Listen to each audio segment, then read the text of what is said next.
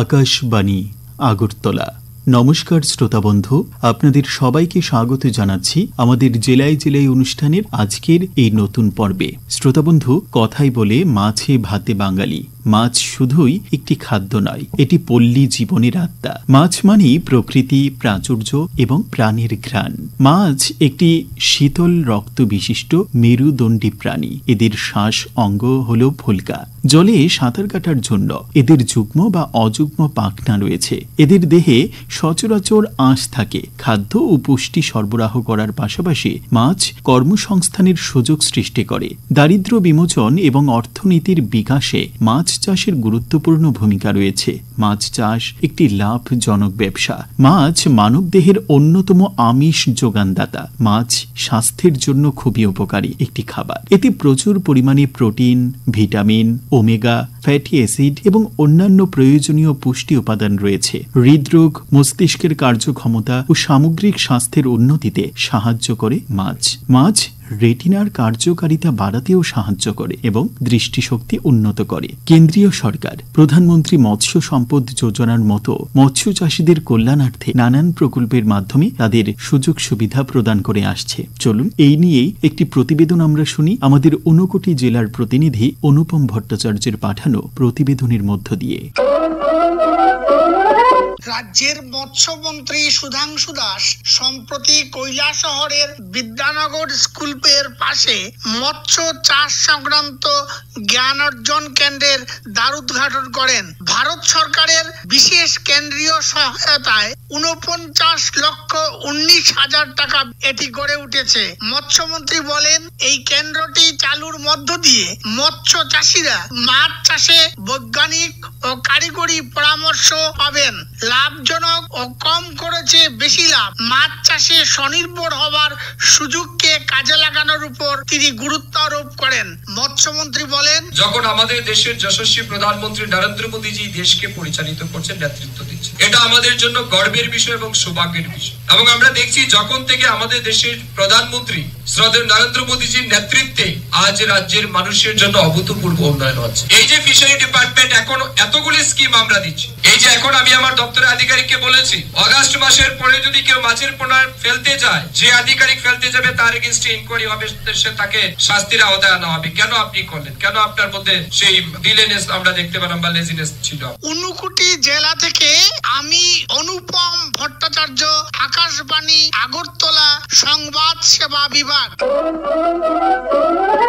নিপুণ ত্রিপুরা মিশনের কর্মসূচির 3 বছর পূর্তি উপলক্ষে গোমতী জেলায় নানা কর্মসূচি হাতে নেওয়া হয়েছে। 3 মাস ব্যাপী চলবে এই কর্মসূচি। গোমতী জেলা প্রতিনিধি শ্যাম সুন্দর দত্ত এমনই একটি প্রতিবেদন আমাদের পাঠিয়েছেন। চলুন শুনি সেই প্রতিবেদন। কেন্দ্রীয় সরকার এবং রাজ্য সরকার শিক্ষা উন্নয়নে বহুমুখী পরিকল্পনা গ্রহণ করে কাজ করছে। শিক্ষার্থীদের সঠিক শিক্ষায় শিক্ষিত করার লক্ষ্যেই নানা ধরনের পরিকল্পনা নেওয়া হয়েছে। দেশের প্রধানমন্ত্রী বলেছেন, আত্মনির্ভর ভারত ও স্বয়ংবর ভারত হওয়ার ক্ষেত্রে নিপুণ ভারত কর্মসূচি একটি গুরুত্বপূর্ণ ভূমিকা পালন করবে। এই বার্তাকে সামনে রেখেই আজ থেকে 3 বছর আগে দেশের মানব সম্পদ উন্নয়ন মন্ত্রকের পরামর্শে সারা দেশে শিক্ষা প্রতিষ্ঠানে প্রাক প্রাথমিক থেকে 2য় শ্রেণীর ছাত্রছাত্রীদের মধ্যে গাণিতিক এবং ভাষাগত দিক দিয়ে আরো বলিষ্ঠ করার লক্ষ্যেই নিপুণ ভারত কর্মসূচি চালু হয়। একইভাবে ত্রিপুরা রাজ্যেও শুরু হয়েছিল নিপুণ ত্রিপুরা। এবছর এই কর্মসূচির 3 বছর পূর্তি। নিপুণ ত্রিপুরা 3 বছর পূর্তি উপলক্ষে গোমতী জেলার শিক্ষা দপ্তরের উদ্যোগে জেলার বিভিন্ন স্কুলের সবগুলি প্রাক প্রাথমিক বিভাগ থেকে প্রাথমিক বিভাগের 2য় শ্রেণী পর্যন্ত ছাত্রছাত্রীদের নিয়ে বর্ণাঢ্য র্যালির আয়োজন করা হয়। বাংলা ভাষা ও গণিত ভাষা বিষয় এই র্যালিতে তুলে ধরা হয়েছে। সুসজ্জিত র্যালি শহরের বিভিন্ন পথ পরিক্রমণ করে। গোমতী জেলার নিপুণ ত্রিপুরা কর্মসূচি বাস্তবায়নের প্রসঙ্গে গোমতী জেলার শিক্ষা আধিকারিক কল্যাণ ভদ্র বলেন, আপনারা জানেন যে আমাদের প্রত্যেকটা ব্লকের মধ্যে বিআরপি, সিআরপি আছে। তারাই কিন্তু পুরোটা গাইড করবেন সারা রাজ্যের মধ্যে। প্রতিটা স্কুলে গিয়ে তারা গাইড করবেন।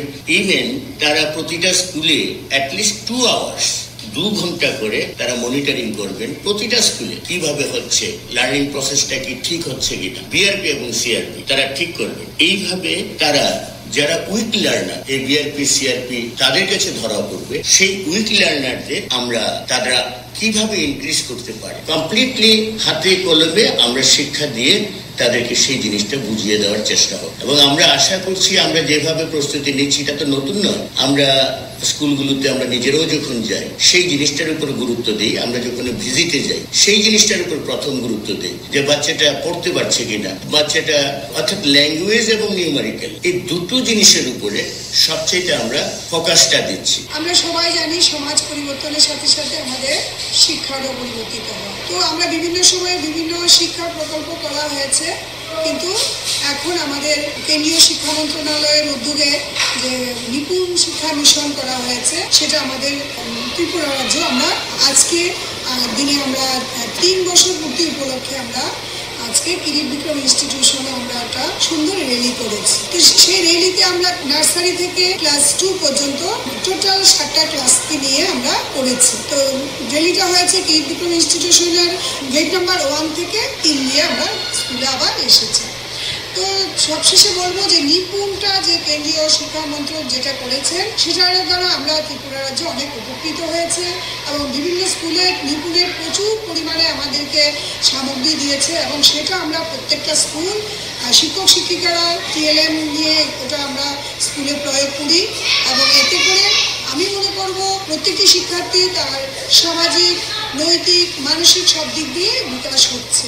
নমস্কার সবাইকে। এটা রাজ্য সরকার তো প্রচার করছি, আপনাদের এই ব্যাপারে উদ্যোগ নিয়েছেন, তার জন্য গোমতী ডিস্ট্রিক্টের পক্ষ থেকে আপনাদেরকে ধন্যবাদ জানাচ্ছি। আপনারা জানেন যে এটা আজকে থেকে 18 নভেম্বর অবধি শেষ হয়ে যাবে টার্গেট পিরিয়ড। এই টার্গেট পিরিয়ডের মধ্যে আমরা চাইছি লিটারেসি এবং নিউমারেসি এই দুটো জিনিসটাকে ফোকাস করার জন্য প্রতিটা বাচ্চা যাতে নিউমারেসি লিটারেসির দিকটা খুব ভালোভাবে বুঝতে পারে, শিখতে পারে, সেই জন্য আমরা প্রতিটা inspector of school, BRP, CRP এবং যারা যেখানে শিক্ষক শিক্ষিকারা আছেন, প্রধান শিক্ষক শিক্ষিকারা আছেন, তাদেরকে গুরুত্ব দিয়েছি এবং এই কাজটা সম্পূর্ণ করার জন্য আমার আশা এই কাজটা ভালোভাবে সম্পূর্ণ হবে, যেহেতু আমরা আগে থেকে সেটাকে একটা প্রিপারেশন নিয়েছি। এটা হঠাৎ করে কোনো একটা ঘটনা নয়, আমরা আগে থেকে তার জন্য প্রস্তুতি নিয়েছি। বিশেষ করে এই যে 3 মাসের মধ্যে ফার্স্ট যে মান্থ তার শেষে উইকে এবং 3rd মান্থের লাস্ট উইকে আমরা প্যারেন্ট টিচার মিটিং করেছি। এই উদ্দেশ্য হচ্ছে একটা, যাতে বাচ্চাদের কি প্রগ্রেস রিপোর্টটা তারা যাতে মাতা এবং পিতারা জেনে যেতে পারে এবং এটা মেলা আঙ্গিকে যাতে সেগুলো আমরা তুলে ধরতে পারি, সেই জন্য আমরা প্রত্যেকটা বিআরপি, সিআরপি, ইন্সপেক্টর স্কুল প্রতিটা স্কুলকে দায়িত্ব দিয়েছি। সর্বোপরি বলবো আমরা সেই জন্যে আমরা শুধু ব্লক ভিত্তিকই রাখছি না, সেটাকে আমরা নিয়ে এসেছি ডিস্ট্রিক্ট ভিত্তিক। এখানে আমরা একটা বড় আকারে মেলা করব। ওই মেলাটার মধ্যে আমরা ফিস্ট করব, যেই ফিস্টগুলো হবে সকলকে নিয়ে, যেমন আমাদের ডিস্ট্রিক্টে এসবি এবং জুনিয়র বেসিক থেকে এবং হাই সেকেন্ডারি থেকে মোট 10 জন করে ছেলে মেয়ে আসবে।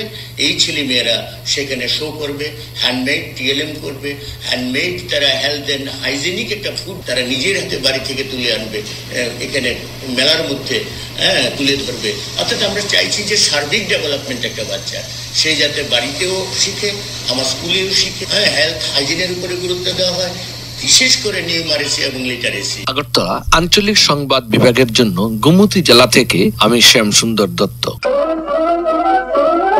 আপনারা প্রত্যেকেই জানেন আমাদের রাজ্য ত্রিপুরায় নানান ধরনের ধান চাষ হয়ে থাকে। তার মধ্যে অন্যতম হল কালী খাসা, যা একটি সুগন্ধি ধানের প্রজাতি, যা শুধুমাত্র আমাদের এই রাজ্যেই পাওয়া যায়। এটি একটি স্থানীয় জাতের ধান। কালী খাসা ধান সাধারণত ছোট এবং সরু আকারের হয়ে থাকে। এই ধানের চাল রান্নার পর বেশ সুগন্ধি পাওয়া যায়, যেটিকে আরো জনপ্রিয় করে তোলে। বিশেষ করে পোলাও রান্নার জন্য এক অন্যতম ভূমিকা পালন করে এই কালী খাসা। ত্রিপুরা রাজ্যে এই কালী খাসা ধান সারা দেশের মধ্যে অত্যন্তই জনপ্রিয়। এতদিন রাজ্যে কালী খাসা ধান উৎপাদিত হতো খুবই কম পরিমাণে। হঠাৎ করে বহিরাজ্যের ক্রেতারা এই কালী খাসা ধান কেনার জন্য রাজ্যে ভিড় করছে। প্রশ্ন উঠছে, হঠাৎ করে কালী খাসা ধানের চাহিদা কেনই বা বাড়ল? কিভাবে রাজ্যের পাহাড়ি অঞ্চলের কৃষকরা এই কালী খাসা ধান উৎপাদনে মনোযোগ দিতে শুরু করলো? এই সমস্ত একাধিক বিষয় নিয়ে আমাদের খোয়াই জেলার প্রতিনিধি আশিস চক্রবর্তী একটি প্রতিবেদন আমাদের পাঠিয়েছেন। চলুন শুনি সেই প্রতিবেদন। উত্তর পূর্ব ভারতের ত্রিপুরার একটি গুরুত্বপূর্ণ ধানের জাত হল কালীখাসা। এরপরই রয়েছে বিরান ধান। এই কালীখাসা ধানের পুষ্টিগুণ এতটাই বেশি যে বহিরাজ্যের মানুষজন এই ধান ক্রয়ের জন্য সবচেয়ে বেশি আকৃষ্ট। কালীখাসায় প্রোটিনের পরিমাণও বেশ, চর্বি, ফাইবার, কার্বোহাইড্রেট রয়েছে এই চালে। কালীখাসায় বিরানের তুলনায় প্রতি 100 গ্রামে 363.86 কেজি শক্তির পরিমাণ দেখা যায়। গবেষণায় দেখা গেছে যে কালীখাসা এবং বিরানের দুটি ধানের জাত কার্যকরী খাদ্য উৎপাদন এবং প্রাকৃতিক ফাইটোকেমিক্যাল ধারণ করে। আধুনিক বিজ্ঞানের যুগে সাধারণ মানুষ আজ খুঁজে বের করে নিচ্ছে পুষ্টিগুণ সম্পন্ন ধানের ভ্যারাইটি। দেখা গেছে এই কালীখাসা ধান শুধুমাত্র ত্রিপুরা রাজ্যেই উৎপাদিত হয়, আর সেখান থেকেই বহিরাজ্যের মানুষের এই ধানের প্রতি আকর্ষণ বাড়ছে। আপনারা শুনলে অবাক হবেন যে কৃষক পূর্বে অন্য ধান উৎপাদন করত, সেই কৃষকরাই এবার কালীখাসা ধান উৎপাদনে বেশ ব্যস্ত হয়ে পড়েছেন। কারণ একটাই, এই ধানের মূল্য অনেকটাই বেশি। রাজ্যের কৃষক ও কৃষি কল্যাণ দপ্তরের প্রচেষ্টায় গোটা ত্রিপুরা রাজ্যে কালীখাসা ধানের উৎপাদন বৃদ্ধির লক্ষ্যমাত্রা নেওয়া হয়েছে। খোয়াই মহকুমার একটি প্রত্যন্ত ব্লক হচ্ছে তুলাশিখর ব্লক। এই ব্লকের কৃষি মহকুমা এলাকায় 98% কৃষকই হচ্ছেন জনজাতি সম্প্রদায়ের। তুলাশিখর কৃষি ও কৃষক কল্যাণ দপ্তরের কৃষি তত্ত্বাবধায়ক অর্পণ দেববর্মা জানিয়েছেন, ওনার কৃষি মহকুমা এলাকায় 190 হেক্টর কৃষি জমিতে কালীখাসা ধান চাষ করার জন্য বীজ আসে কৃষকদের বিনামূল্যে প্রদানের জন্য। ইতিমধ্যে 350 জন কৃষককে সেই বীজ প্রদান করা হয়ে গেছে। কৃষকরা প্রায় 184 হেক্টর জমিতে এই বীজ বপন করে নিয়েছেন। এই মহকুমাতে সবচেয়ে বেশি মাত্রায় এই কালীখাসা ধানের চারা রোপণ করা হয়েছে পূর্ব বাচাইবাড়ি, পশ্চিম বাচাইবাড়ি এবং পূর্ব চম্পাছড়া এডিসি ভিলেজে। কৃষকদের উৎসাহিত করার জন্য সম্প্রতি পূর্ব বাচাইবাড়ি এডিসি ভিলেজের খাটিয়াবাড়ি গ্রামের কৃষক রমেশ দেববর্মা 2 হেক্টর জমিতে নেমে সেই কালীখাসা ধানের চারা রোপণ করেন। রাজ্য ও জেলা স্তরের কৃষি তত্ত্বাবধায়কগণ এলাকার জনপ্রিয় কৃষক প্রায় 70 বছরের বৃদ্ধ রমেশ দেববর্মা জানালেন, ওনার 37 কানি ধান জমি রয়েছে। এর মধ্যে সিংহভাগ কৃষি জমিতে তিনি এবার কালীখাসা ধান রোপণ করেছেন। কৃষি ও কৃষক কল্যাণ দপ্তরের সহযোগিতায় তিনি কিভাবে এই কালীখাসা ধান চাষ করে লাভবান হচ্ছেন তা তিনি নিজের মুখেই তুলে ধরলেন।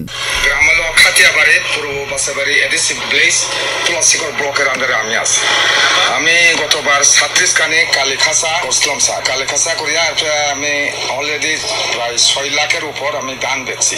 এরপরে খুচরা তো অনেক বেচছি স্যার। তো আমি করতে আসছি কালীখাসা, এরপরে হরে নারায়ণও এবার করতে আসছি স্যার। সরকারি সাহায্য তো মোটামুটি একটু পাইতে আসছি, আগে তো এরকম সুযোগ আসলে না। স্টাডি অর্গানিক ফার্মিং ডেভেলপমেন্ট এজেন্সির মিশন ডিরেক্টর রাজীব দেববর্মা বলেন, কালীখাসা ধান রাজ্যের গর্ব। শুধু দেশে নয়, বিদেশেও এই কালীখাসা ধান বা চালের চাহিদা বাড়ছে। এই কালীখাসা ধান চাষ সম্পূর্ণ অর্গানিক পদ্ধতিতে করা হচ্ছে। Arpan Debbarma, superintendent agriculture, Tulashikhar agri sub division के जो के किसान भाई बहन है वो सब उत्साहित हुए हैं। तो सभी एकदम जोर कदम से सभी फार्मर्स लोग रहे हैं ट्रांसप्लांटिंग। इस प्रोग्राम के माध्यम से बाकी जो ये एडीसी विलेज के बाकी जो किसान भाई बहन है वो भी कालीखासा वेराइटी ट्रांसप्लांटिंग चाष के लिए सभी आगे आ रहे हैं।